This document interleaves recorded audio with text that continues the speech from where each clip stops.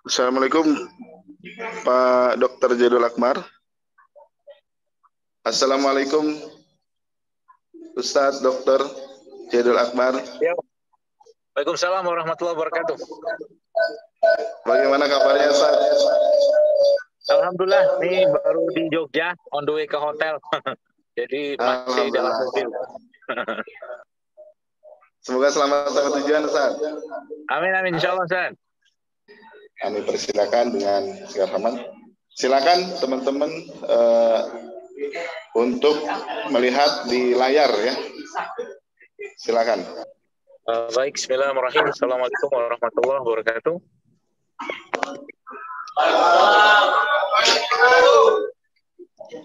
Alhamdulillah wassalatu wassalamu ala Rasulillah wa ala alihi wa sahbihi wa mawala asyhadu an la ilaha illallah wahdahu la syarika la wa asyhadu anna Muhammadan abduhu wa rasuluhu la nabiyya ba'da.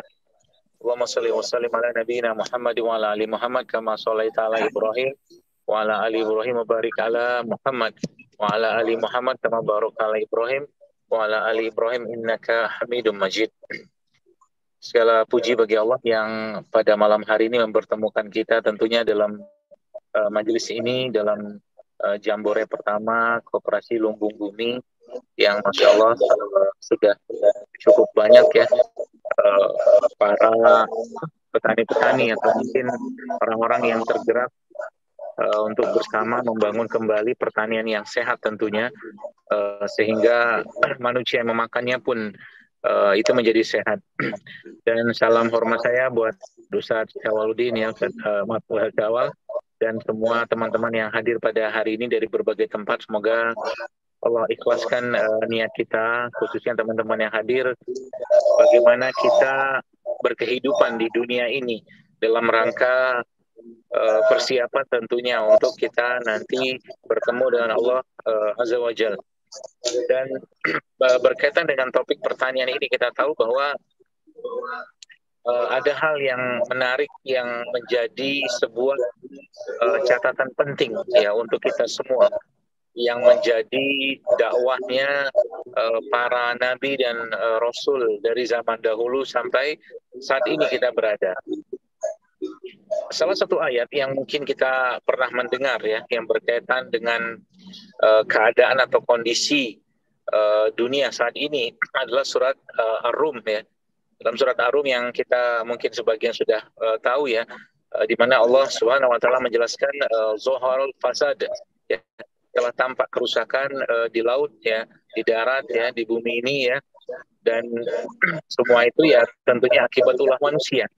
Nah, ayat ini bisa menjadi sebuah catatan atau mungkin pembahasan kita di malam hari ini untuk kita bersama mentadaburi ayat ini, bahwa Allah sudah menyinggung ya bahwa kerusakan-kerusakan yang ada saat ini di laut, di darat ya, di udara juga ya, itu sudah jelas tampak. Dan ternyata kalau kita buka buku atau mungkin kitab tafsir ya, mungkin yang paling kita tahu kitab tafsir yang paling kita sering dengar adalah kitab tafsir Al-Quran dari Ibnu Katsir rahimahullah.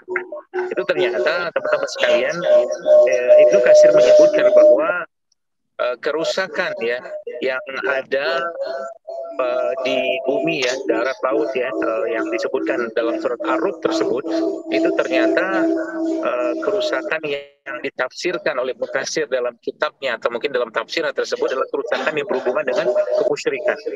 Nah, apa bukti dari semua kerusakan tersebut ya? Salah satu yang kita kita ketahui loh, iman itu akan membangun ketakutan kepada Allah Subhanahu wa taala. Iman itu akan menghasilkan atau membuahkan perasaan diawasi ya oleh Allah Subhanahu wa taala. Iman itu akan membuat seseorang itu tentunya merasa selalu dicatat ya oleh apapun aktivitas kegiatannya. Nah, kita tahu bahwa kerusakan-kerusakan yang ada saat ini tidak lepas dari minusnya atau defisitnya atau miskinnya ya pemahaman orang khususnya mungkin para petani ya terhadap agama ya. Jadi kalau ini dikembalikan semua lagi-lagi kepada ayat tadi, maka tugas penting dan tugas utama dari ya mungkin teman-teman yang bergabung di lumbung bumi ini atau mungkin di lapangan adalah bagaimana mengembalikan keyakinan dan ketauhidan itu kepada Allah semata, bahwa kita tahu bahwa ayat-ayat yang sering dibaca mungkin disampaikan oleh Ustaz Syawal ya, tentang ayat di mana Allah menumbuhkan benih kemudian tunas ya sampai dia menjadi buah dan pohon seterusnya lah, seperti itu. Makna dari ayat tersebut sebagai bentuk penguatan keimanan, ketauhidan dan akidah, itulah yang sebenarnya harus kita lakukan di awal dari perjalanan besar ini. Karena kita tahu bahwa Rasulullah pun dakwah pertama yang Rasulullah lakukan adalah dakwah yang berkaitan dengan tauhid atau bagaimana mengesahkan Allah, menjadikan Allah sebagai satu-satunya zat yang berhak atau mungkin layak dan tentunya pantas kita mintai pertolongannya dan layak kita sembah dan pantas kita bersujud memohon kepada Allah atas semua hajat dan keperluan. Itulah bentuk sebenarnya salah satu output dari akidah atau tauhid tersebut. Dan ini yang kita tahu itu hilang dalam dunia pertanian saat ini. Sehingga orang berani berbuat kerusakan karena tidak takut lagi dengan Allah, karena kejahilan mereka ya. Orang berani berbuat kerusakan di tanah, di laut ya. Itu karena mereka tidak tahu bahwa itu semua akan dimintai pertanggungjawabannya oleh Allah Subhanahu wa taala, dan itu efek dari semua itu adalah kerusakan generasi, kerusakan peradaban, genetika, DNA semua jadi rusak gara-gara ulah ya di mungkin orang-orang yang katakanlah tidak memahami esensi dari ketauhidan dari dalam bidang pertanian. Nah, maka saya kira mungkin salah satu tugas atau mungkin amanah besar yang ada pada teman-teman yang bergabung di lumbung bumi ini adalah mengembalikan kembali akidah tersebut, bahwa Allah yang menurunkan hujan dari langit, Allah yang menumbuhkan tanaman, Allah menumbuhkan pohon, bunga, buah, semuanya Allah yang mengurusnya. Kita ini cuman boleh dikatakan cuman kecil sekali peran kita di situ, sehingga petani ya menjadi satu sosok hambanya Allah yang harusnya menjadi manusia yang paling banyak menangis melihat kebesaran dari ciptaan Allah yang dia tanam tadi. Dia tidak akan mampu petani tadi katakanlah menjadikan bibit mangga yang dia tanam dari kering, katakanlah biji mangga tersebut dia tanam, kemudian mangga tersebut berubah menjadi buah mangga, atau biji mangga tadi berubah menjadi buah mangga dari pohonnya yang berwarna kuning dan bahkan terasa manis atau sebagian kecut. Maka sebenarnya tadabur seperti inilah yang harusnya makin dikuatkan ya, mungkin di internal lumbung bumi terlebih dahulu, sehingga salah satu yang kita bisa rasakan itu adalah kebesaran Allah yang dalam surat Fussilat juga Allah sampaikan, sanurihim ayatina fil afaq wa fi anfusihim hatta yatabayyana lahum annahul haq. Jadi surat itu kalau kita lihat atau mungkin ayat tadi juga memberikan pemahaman atau pedoman kepada kita. Allah katakan bahwa kami akan perlihatkan segenap ya tanda-tanda kebesaran kami di segenap penjuru dan pada di langit dan pada diri mereka sendiri, sehingga jelaslah bahwa Al-Quran itu benar. Ya. Jadi di situ ya poinnya adalah untuk meyakinkan orang bahwa Al-Quran itu benar gitu loh. Nah, maka tugas kita tentunya dengan cara yang baik, juga metode-metode dakwah yang tidak menyinggung ya, atau mungkin tidak membuat orang sakit hati ya. Jadi ketika ada bentuk dakwah yang justru malah membuat orang jauh dari kita, maka mungkin bukan kontennya yang keliru, kontennya mungkin bagus, tapi ternyata delivery atau penyampaiannya itu tidak bisa diterima oleh mereka, karena memang ada sisi-sisi yang itu kita harus bersabar ya. Maka lagi-lagi saya sampaikan bahwa ini menjadi tugas berat kita semua teman-teman, karena amanah untuk menjaga katakanlah umat Islam ini juga ada pada amanah untuk menjaga pangan yang sehat ya. Kita tahu Allah sendiri sudah menjelaskan bahwa manusia itu diciptakan dari tanah liat, walaqad khalaqnal insana min sulalatin min tin. Allah ciptakan manusia itu dari segumpal tanah ya, tanah yang dikasih air kemudian digumpalkan seperti itu. Maka manusia sejatinya harusnya mengkonsumsi produk-produk yang berasal dari tanah. Tapi ini kalau kita naikkan lagi pemahaman ini, maka pemahaman yang dipakai adalah tanah seperti apa yang cocok untuk kita, atau mungkin yang layak masuk dalam tubuh kita. Maka kita tahu bahwa manusia itu diciptakan Allah secara sempurna, walaupun khalaqal insana fi ahsani taqwim. Maka kesempurnaan itu pun juga ada pada bumi ini yang Allah tumbuhkan tanaman, ya ada sayuran, buah-buahan, segala macam kita makan yang itu sempurna semua secara rasa, ya secara apa namanya bentuk, ya secara warna, semua segala macam. Sehingga ya kita tahu bahwa dengan zolimnya dan jahilnya manusia saat ini, ya semua di otak-atik gitu kan, di otak-atik tanpa ada rasa takut di sana. Saya katakan tadi, hilangnya rasa takut kepada Allah Subhanahu wa taala. Maka lagi-lagi ini menjadi sebuah tantangan besar ya kita untuk menyampaikan atau memberikan pedoman kepada para petani untuk mengajak mereka kembalilah fafiru ilallah, kembalilah kepada Allah gitu kan. Jadi kembali kepada Allah dalam bidang pertanian ini terjemahannya itu apa gitu kan. Sehingga nanti orang ketika mengkonsumsi katakanlah produk-produk yang diproduksi atau mungkin diproduksi lah atau dibuat dikembang biakan, tumbuh biakan di lumbung bumi ini, itu menjadi produk yang mereka sangat inginkan gitu kan. Saya jujur agak surprise gitu ya ketika ternyata dengan ilmu Quran ini, ilmu alam ini, ilmu tanah ini gitu kan, dan apa yang ada di dalamnya itu ternyata kita bisa kembalikan lagi timbangan yang ada pada katakanlah tanah kita, ya tentunya dengan ilmu yang Allah berikan atau titipkan kepada Ustaz Syawal ya, sehingga subhanallah ya teman sekalian, di situ kita melihat keajaiban karena saya atau mungkin kita pernah mendengar ya bahwa kalau di surga itu kan ketika seseorang menanam suatu benih lah katakanlah ya, benih tersebut itu masya Allah ketika ditanam di tanah itu kan langsung tumbuh gitu kan, tumbuh benihnya, akarnya, batangnya, pohonnya sampai langsung berbuah saat itu juga gitu kan. Nah sebenarnya katakanlah mungkin saya sering membayangkan gitu kan, ini katakanlah itunya saya lah ya, impian-impian surganya gitu lah.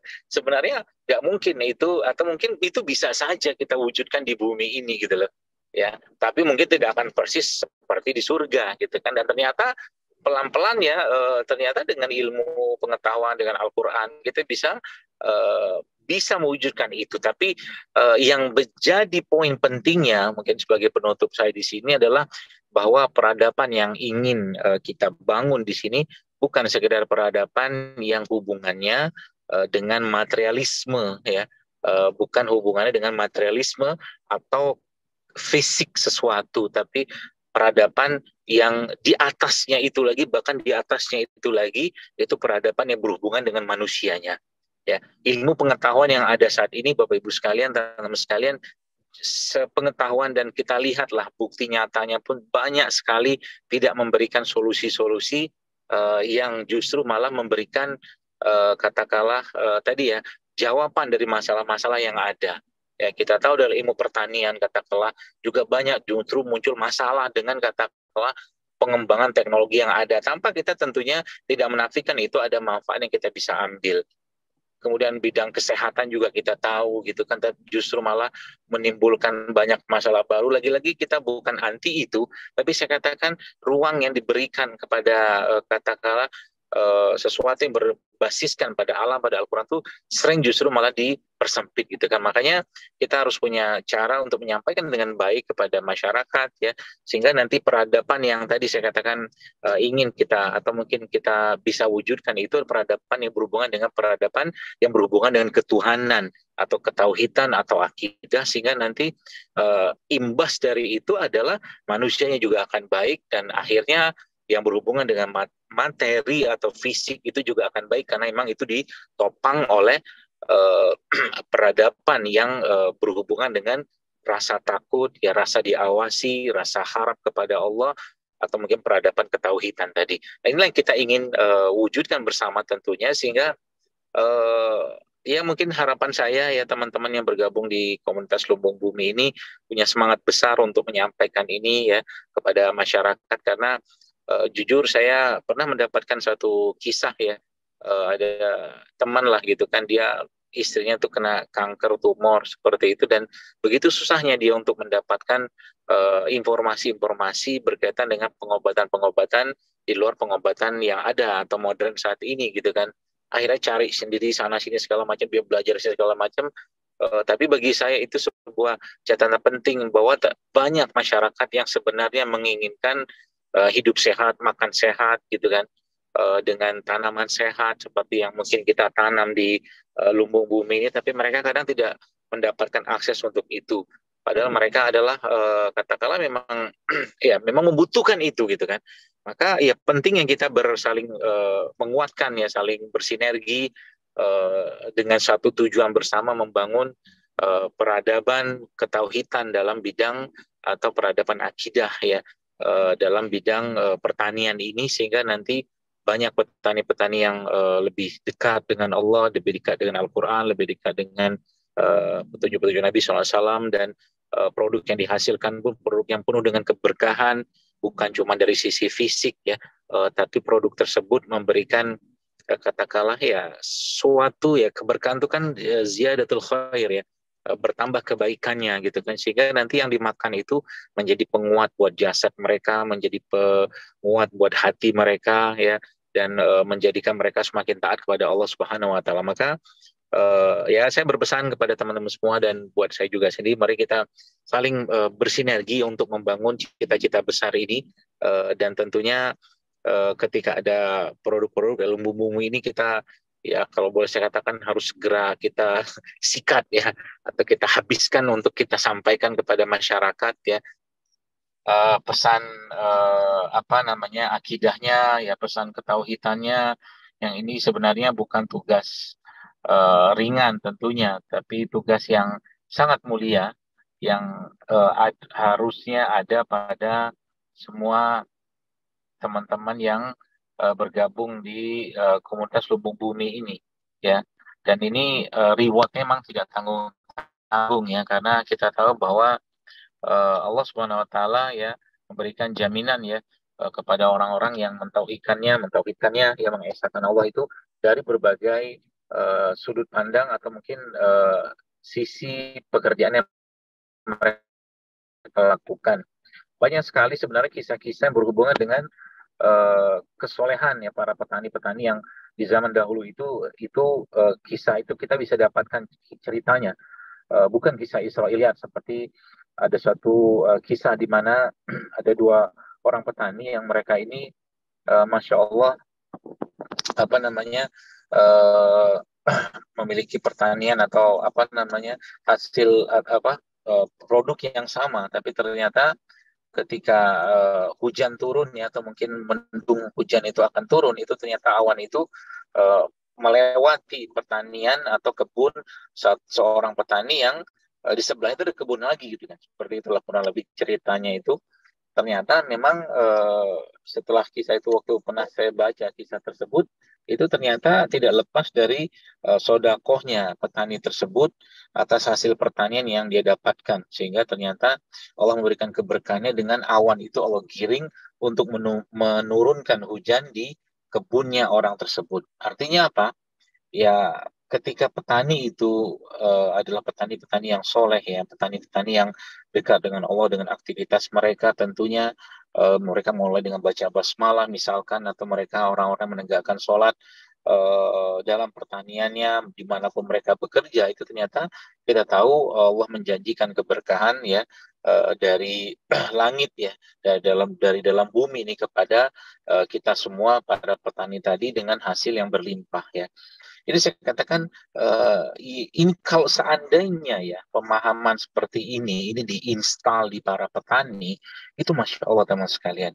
Saya kira mungkin keberkahan itu akan Allah buka gitu kan dari langit dan dari bumi, dengan pondasi ketauhidan, dengan pondasi akidah yang ada pada petani-petani tadi, dan tentunya dengan menjaga mereka untuk tidak bermaksiat pada Allah Subhanahu wa taala ya, dengan pertanian tadi mungkin dengan cara merusak tanah ya, atau mungkin memberikan katakanlah pupuk-pupuk yang justru malah merugikan banyak orang ke depannya. Itu kan bentuk katakanlah kejahilan sebenarnya.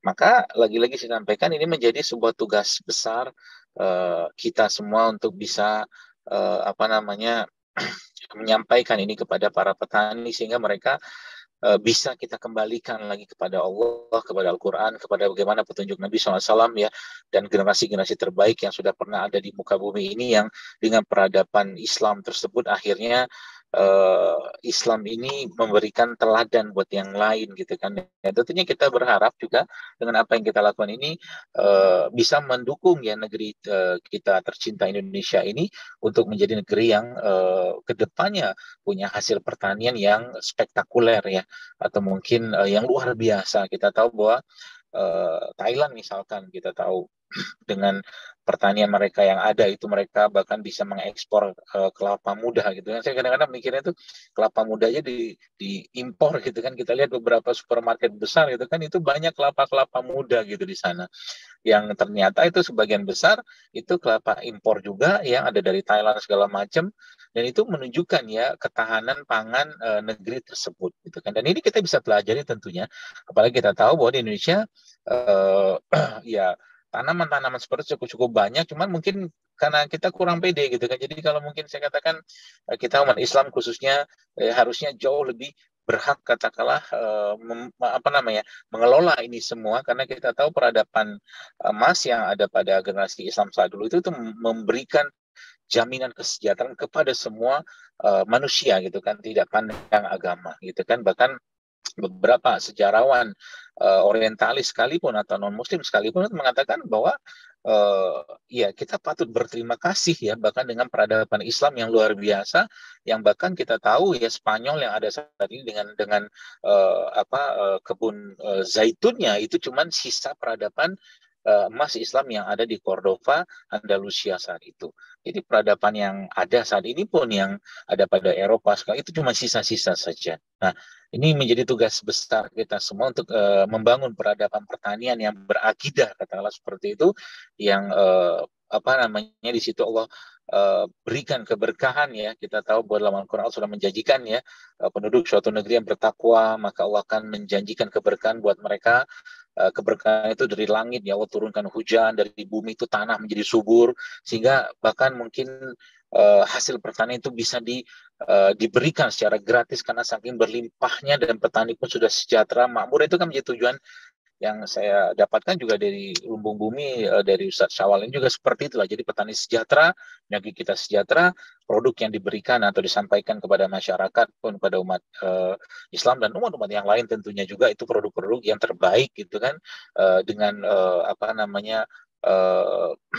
JST ya, mungkin jamu sehat tanaman yang terbaik juga yang didapatkan dari negeri kita ini, yang Masya Allah tabarakallah berlimpah ruah. Dan mudah-mudahan ini menjadikan kita menjadi orang yang semakin bersyukur ya, semakin berakidah, semakin taat, semakin takut ya, semakin takwa pada Allah dengan berlimpahnya hasil-hasil yang luar biasa di negeri kita ini. Saya kira mungkin itu yang bisa saya sampaikan. Ini tausiahnya kebanyakan kelamaan ya, tapi mudah-mudahan pesannya didapat teman-teman sekalian yang hari ini Masya Allah bisa berkumpul dari berbagai tempat ya di Purwakarta, dan harapan besarnya kita jangan sampai ini cuma sekedar menjadi sebuah euforia ya sesaat sebentar saja, tapi hasil-hasil katakanlah karya nyata kita ini harus segera dinikmati oleh umat Islam khususnya dan masyarakat Indonesia secara umum, sehingga nanti semakin banyak lagi orang yang bisa tersehatkan ya, badannya semakin kuat, semakin sehat dengan produk sehat dari hasil pertanian yang sehat, sehingga mereka dibarengi dengan pendidikan agama yang kuat, maka tubuhnya sehat, raganya sehat, hatinya kuat, imannya kuat, dan mereka semakin taat kepada Allah Subhanahu wa taala. Saya kira mungkin begitu yang bisa disampaikan. Mohon maaf kalau ada yang salah.